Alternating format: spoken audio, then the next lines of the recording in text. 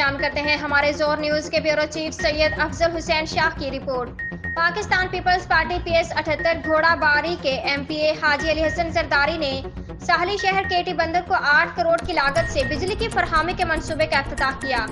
عوام نے بجلی کی بحالی پر خوشی کا اظہار کیا اور حلقے کے ایم پی اے حاجی علی حسن زرداری کا شکریہ کیا۔ بجلی فراہمی کے منصوبے کے افتتاح کے موقع پر عاشق علی زرداری ضلع کونسل کے چیئرمین عبدالحمید پنہور، ٹسکو چیف مظفر عباسی سمیت بڑی تعداد میں شہری اور پیپلز پارٹی کے کارکن موجود تھے۔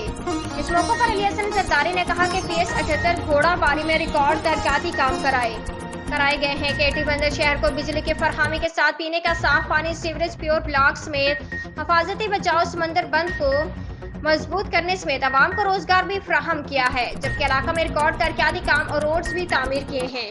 اور یہ میرا فرض تھا، عوام پر کوئی احسان نہیں کیا ہے اور کوشش کی ہے کہ عوام کی زیادہ سے زیادہ خدمت کی جائے۔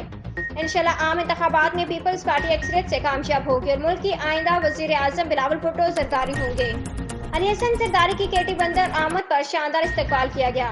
رپورٹ بیورو چیف سید افضل حسین شاہ، زور سیٹلائٹ چینل ٹھٹھہ سندھ۔